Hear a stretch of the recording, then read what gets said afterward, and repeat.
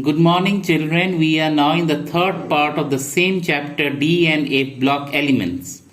Now, the chapter starts with the chemical reactivity of the E naught values. Now, what we know that transition metals vary widely in their chemical reactivity. Their E naught values, that is m plus 2 oblique m or m plus 3 oblique m plus 2 values, directly reflect the chemical reactivity of various elements and their stability in a particular oxidation state. After that, we are going to discuss the magnetic properties. See, the transition elements and their compounds mainly exhibit two types of magnetic behavior, that is diamagnetism and paramagnetism.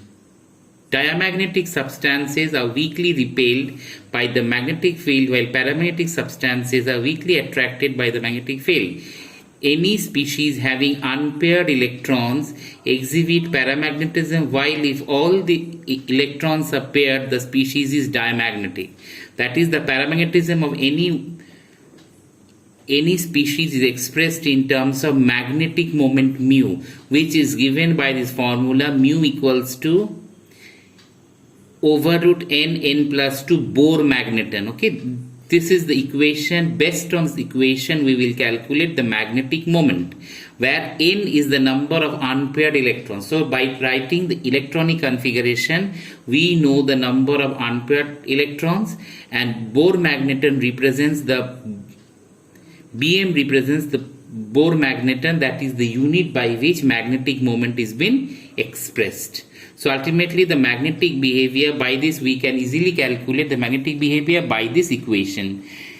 Now the next one is the formation of colored ions. Now what we know, that transition metal compound displays a variety of colors in aqueous solution because of the presence of unpaired electrons. It is the unpaired electrons that are present in the last shell of the D block. These unpaired electrons absorb light from the visible region and they can undergo DD transition. What is DD transition? That is, electrons can move in between the d orbital. As they can move in between the d orbital, they just shows DD transition. Because of DD transition, what we know, that these elements, they actually form colored compounds. So the color of this compound absorbed is complementary to the color of the radiation absorbed. So the particular radiation it absorbs, in complement to it actually forms this type of colored ions. After that, formation of complex compound. Transition metal possesses smaller ionic size and higher charge density.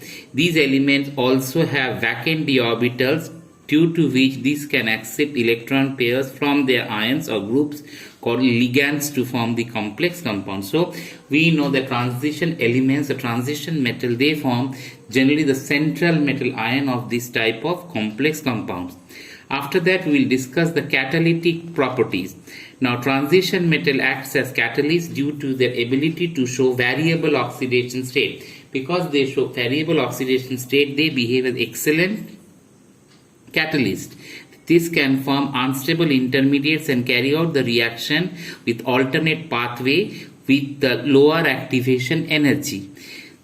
These also provide a suitable surface for the reaction take place, where the reactants are adsorbed to get converted into the products. So always try to remember that these transition elements, whether it is vanadium, whether it is that of chromium, whether it is iron, or it is cobalt, these elements, they actually show variety of catalytic properties. Many organic and inorganic reactions, these elements are used as catalysts. Why they are used as catalysts? Because of their variable oxidation state, and they are able to form various unstable intermediates. These intermediates actually act in an alternate path. By this alternate path, the reaction takes place. As the reaction takes place by this alternate path, we can say that they behave as excellent catalyst. After the next part, we have formation of interstitial compounds. How these interstitial compounds are formed? Just remember, transition metals are larger in size and have lots of interstitial sites, that is intermediate sites. The atoms of other elements having the small size, such as hydrogen, carbon, nitrogen, are being trapped in the interstitial sites of the crystal lattice of transition elements.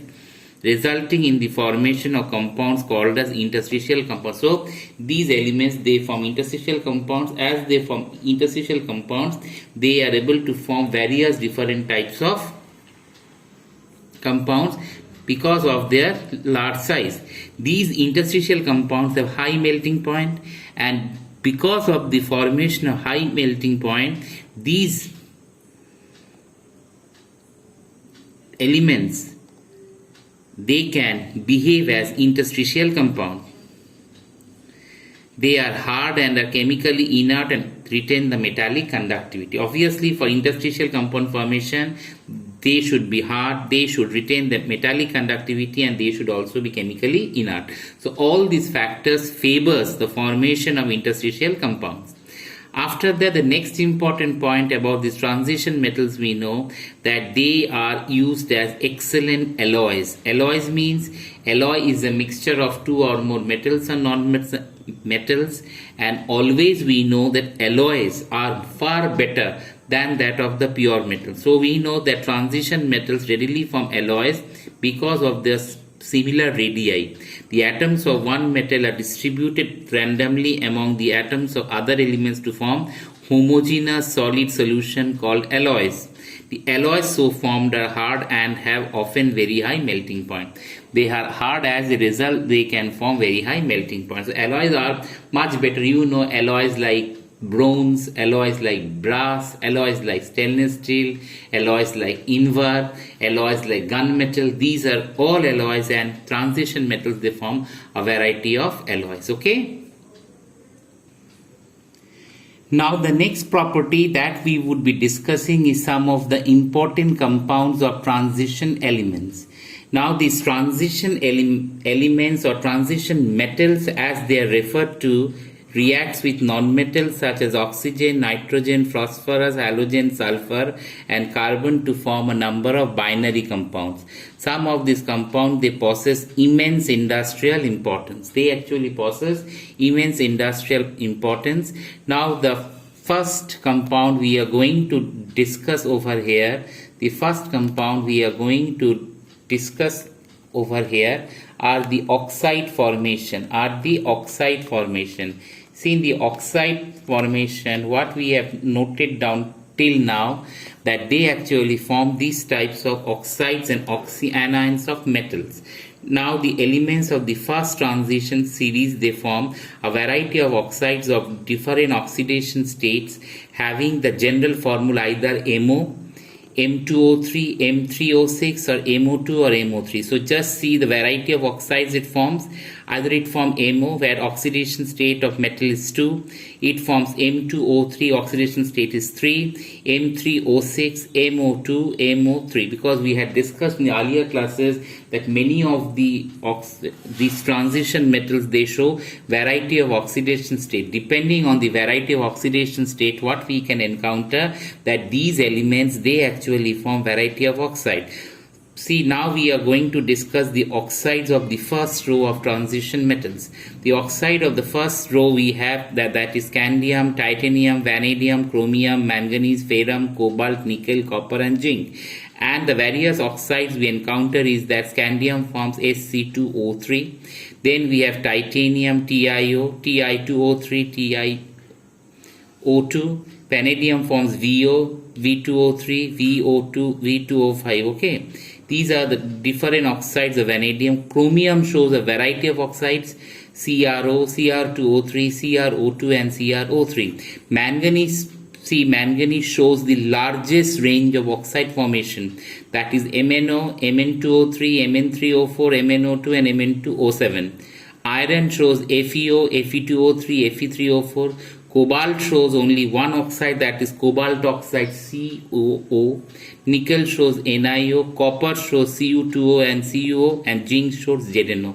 So these are the variety of oxides we have encountered in case of this type of transition metals. Among these oxides, you should know that some of the oxides are stable, some of them are unstable. So what we could know, that those oxides of scandium Sc2O3 is very stable. Oxide TiO2O3 and TiO2 is stable. Vanadium oxide V2O5 is stable. chromium oxide only CrO is stable. Among manganese we encounter two oxides, manganese oxide, MnO and MnO2, manganese dioxide, manganese oxide. These two are stable. In case of iron, we have oxide Fe2O3 and Fe3O4. These two oxides are highly stable. Cobalt and nickel have only one oxide, and both the oxides are highly stable. In case of copper, we have C2O and CO, and in case of zinc, we have ZnO. So these are the oxides which are highly stable. After this, we are going to discuss about all these metals except scandium, which forms ammo oxides, which are ionic in nature.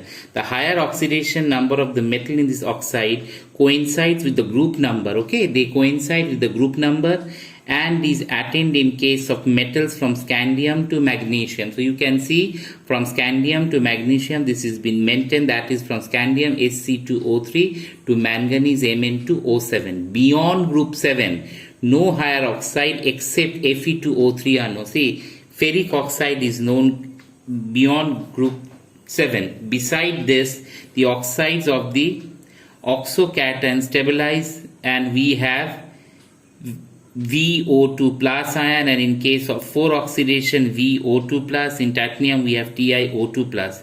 These oxides exhibit either they exhibit acidic behavior, basic behavior, or amphoteric behavior. So you know that generally acidic oxides are those oxides of non-metal, but in this case some of them also show acidic behavior. Basic behavior is obviously the oxides of metals, and some of the oxides they show amphoteric behavior, that is they show both acidic and basic behavior. Some of the characteristic feature of these oxides are given. Will in general the oxides are basic. Why they are basic in nature? Because they are actually the metal oxides, and metal oxides are generally basic in nature, and in the lower oxidation state they are acidic, and if the metal is a higher oxidation state, the oxides are generally amphoteric if the metal is in intermediate oxidation state. For example, oxides of manganese. See the variety of oxides manganese form. Manganese form Mn plus, MnO, Mn2O3, Mn3O4, MnO2 and Mn2O7. So we know that manganese shows the highest range in the oxidation state, that is it shows MnO. Now when the oxidation state is plus 2, plus 3, then it is basic in nature. When oxidation state is Mn3O4 and MnO2, it shows amphoteric, and as we go along the highest oxidation state plus 7, it becomes acidic. So what is happening in this case, we can note down that the basic character decreases, on the other hand acidic character increases. So as the oxidation number goes on increasing, the acidic behavior goes on increasing. As the acidic number, as the oxidation number decreases, what we could see, the basic character predominates. So just children try to understand two important things. As the oxidation number goes on increasing, in that case what we see, that acidic behavior increases. On the other hand, as the oxidation number decreases, what we see, basic character predominates. Basic character predominates. So everything depends on the oxidation state. Now in case of chromium, see chromium CrO is basic, right? Cr2O3 is amphoteric, but CrO3 is acidic. So see, same chromium, when the oxidation state is plus 2, it is basic. When it is plus 3, it is actually plus 6, it is actually acidic, and when it is intermediate plus 3, it is amphoteric. So I am telling you, 1 second children, try to understand. If chromium's oxidation number is plus 2, it is basic. When it is plus 6, it becomes acidic. When it is intermediate plus 3, it shows amphoteric behavior. Now in case of vanadium, V2O3 is basic, V2O4 is less basic, while V2O5 is amphoteric, predominantly acidic. Vanadium V2O4 dissolves in acids to give VO2 plus also. So V2O5 reacts with alkalis to give VO4 minus 3 salt. With acid it forms VO plus 4. Mn2O7 dissolves in acids to give HMnO4, while CrO3 gives H2CrO4 and H2CrO7. So this is about the acidic and basic behavior of all these oxides. So the the thing that come in our concept is that we should have this clear-cut concept that these type of oxides or transition metal, they show variety of oxidation state. Manganese shows the highest oxidation state from +2 to +7. So as the oxidation number goes on increasing, it shows acidic behavior. As the oxidation number goes on decreasing, it shows the basic behavior. Intermediate, it shows amphoteric behavior. So okay children, so that was about a general properties of transition metals. In next class we will be discussing each of these compounds in details. Till then children, goodbye.